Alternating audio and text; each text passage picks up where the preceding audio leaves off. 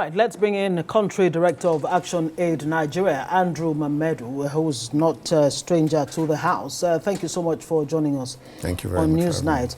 I mean, this report, well, based on what we've heard so far, quite, troubling. But give us more detail, expatiate on some of the findings, especially the impact of fuel subsidy removal, gender exclusion, and all of that.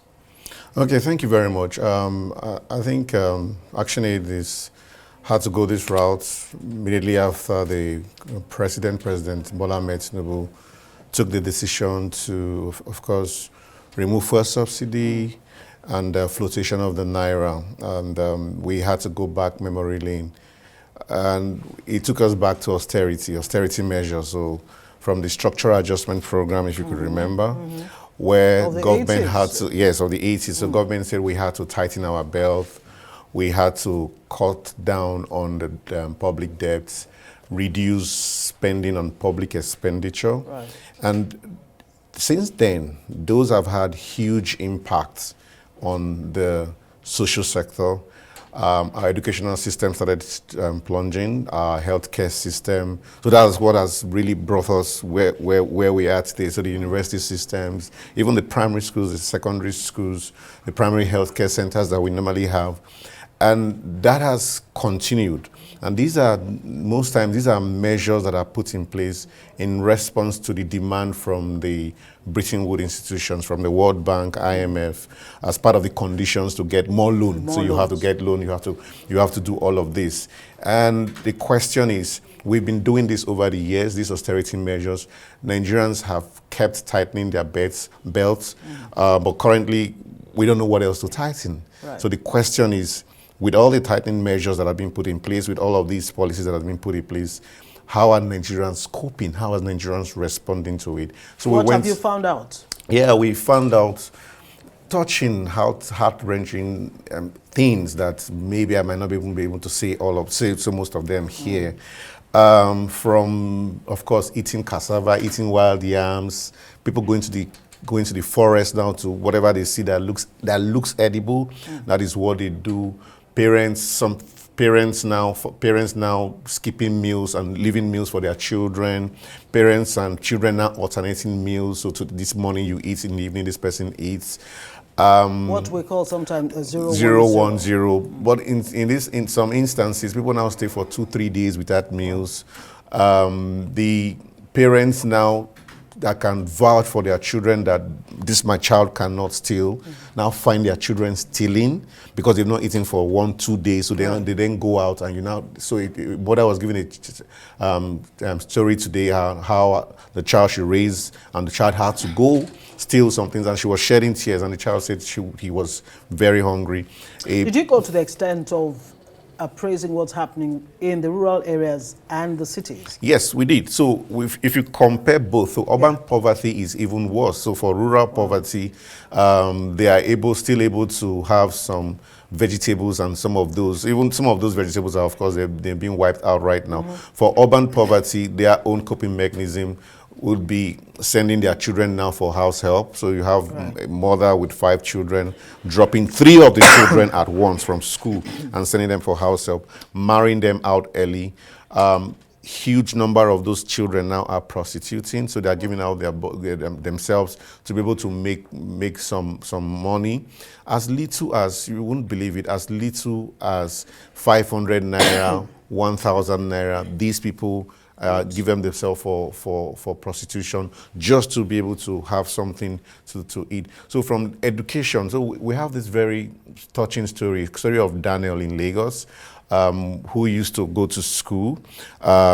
Distance to school, of course, 200 naira bike and all that, but when the price for fuel increased, it increased to almost 500 naira. The parents could no longer afford it. So this period, Daniel was sick. When he came back, he got better, but he then started trekking to school. Of course, he started trekking to school. This particular day, he trekked to school, he got to school, he collapsed and he died. That was the story of Daniel. So that's very, very tragic. So we have several stories. We have a story of a woman with breast cancer, and she could, her own coping mechanism was, before then, children used to do some, Badagry, so they do some of these import and exports and all that, but it was no longer, they lost their job as a result of that. And what then happened was that they could no longer pay for chemo and all of those kind of treatment for her. Based on your reports, these are not just numbers. When we say 133 multidimensionally poor people, these are real human beings that are being impacted. From your findings so far, I mean, there's been the palliatives and what have you, from government to, help ease the pain or impact of fuel subsidy removal. Do you get a sense that some of these palliatives, do they really get to this vulnerable population? So we asked the question. So how many of you have gotten palliative? How many of you are aware? So over 90% of them said they've not gotten any form of palliative. About 60% said they've heard, but 90-something% of them said they've not seen any form of palliative. So the palliative, so like we were discussing today in the meeting, we think that rice is a quick fix for everything. So whenever there's any issue, give them rice. Yes. Any problem, give them rice.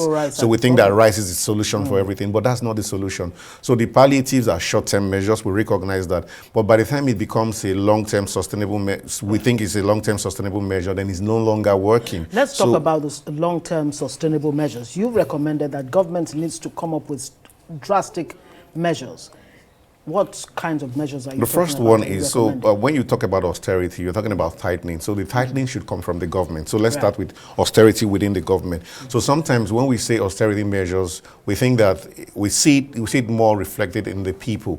But rather, it should be the other way around. Government should look at what are we tightening. So from the security vote. Now, this is not only at the federal government. So I think we need to note that. So it comes from both the federal to the local government. So what are we doing with our security votes? What are we doing with the government health entertainment budgets? So some humongous budgets that we have. So we shouldn't be seeing all of those.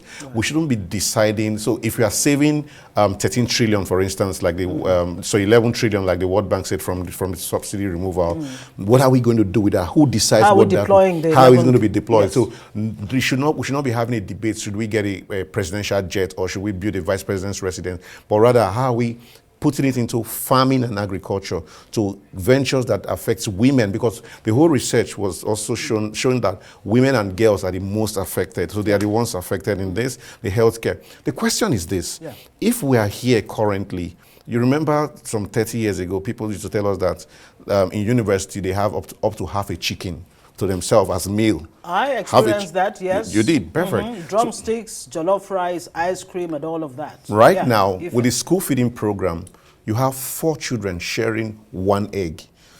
You see where we have dropped from. From half a chicken or full chicken to now 4 children sharing 1 egg with the school feeding program. Where would we, if we continue with this, where would we be in another 10 years?